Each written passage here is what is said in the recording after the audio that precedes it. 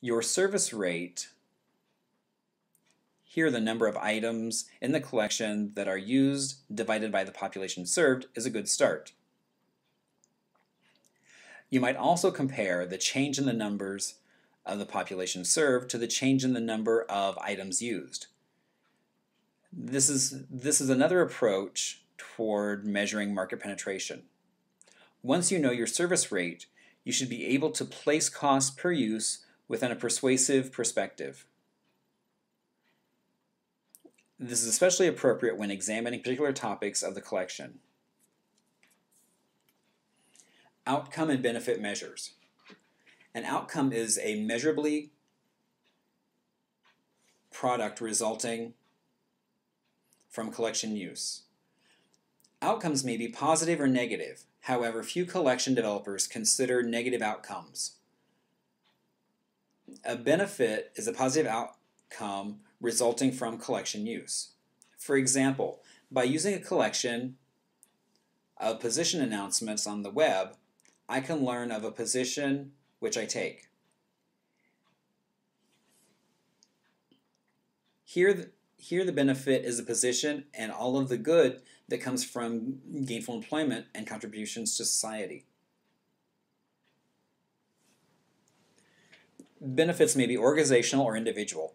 For example, collection use may benefit the organizations by allowing a staff member to do something better, quicker, or perhaps not to do something after literature use showed that it was not necessary. Here, benefits may be specifically linked to return on investment, or ROI. Collections should provide measurable return on investment collections and also benefits of individuals while not having an immediate tangible impact on the organization. Individual or self-benefits may certainly benefit the organization in the long run. We need to be able to answer the question, what is it that people can do because this collection is valuable and used? Or what would people not be able to do if this collection was not available?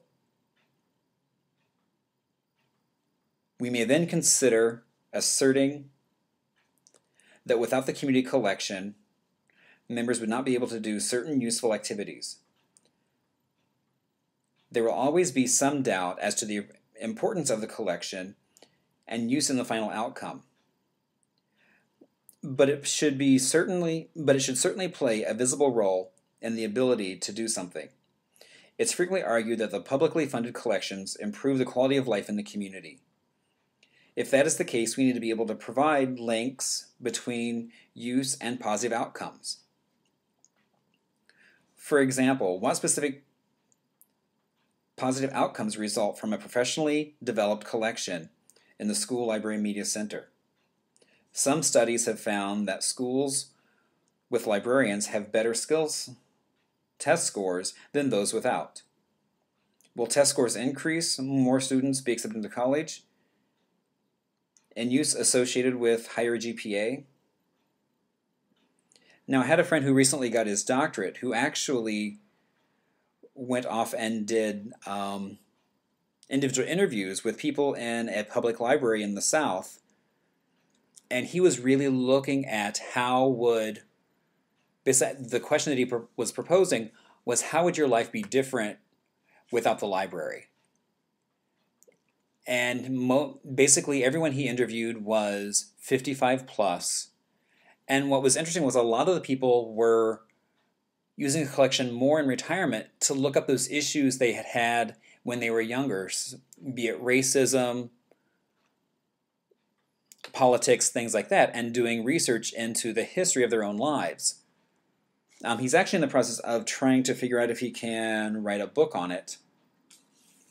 So hopefully that would be available, because actually it was really interesting, his research.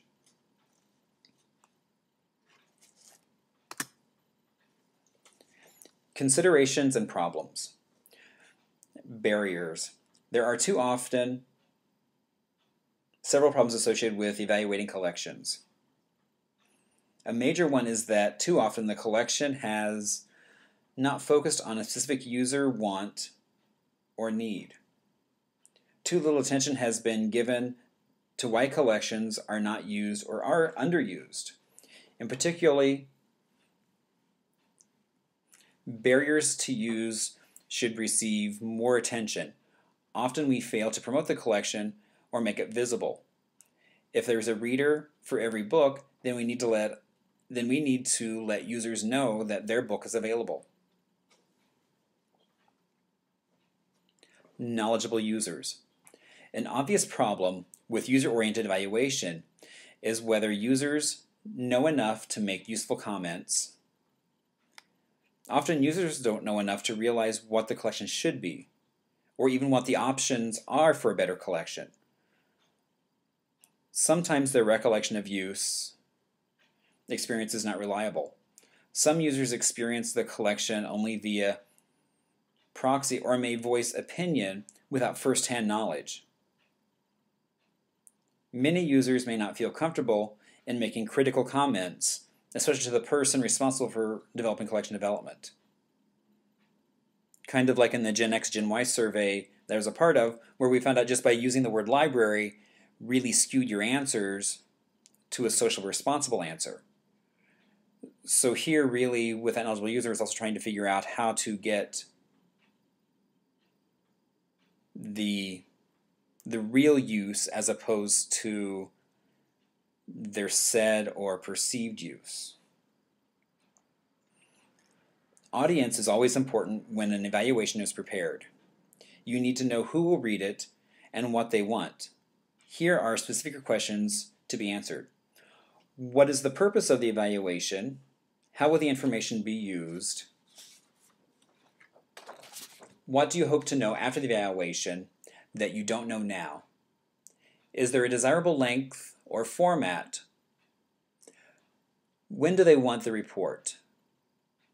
Don't begin evaluation until you have a clear sense of what they want. Available resources.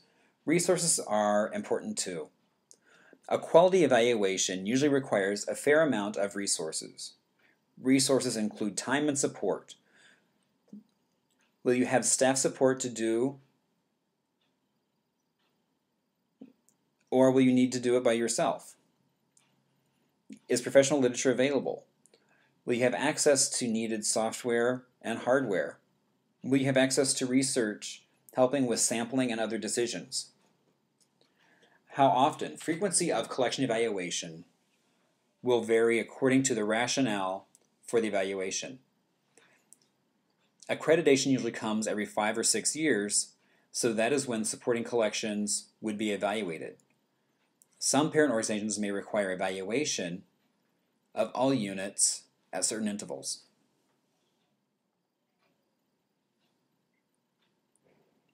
Change.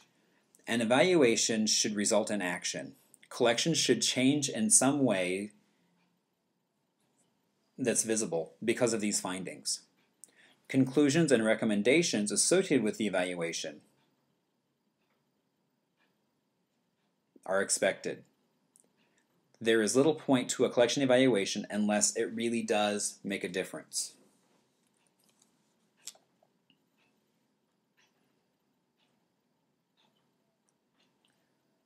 OCLC offers automated collection assessment analysis services. Using OCLC records, the service can provide libraries with a detailed analysis of holdings, include publication date and duplication.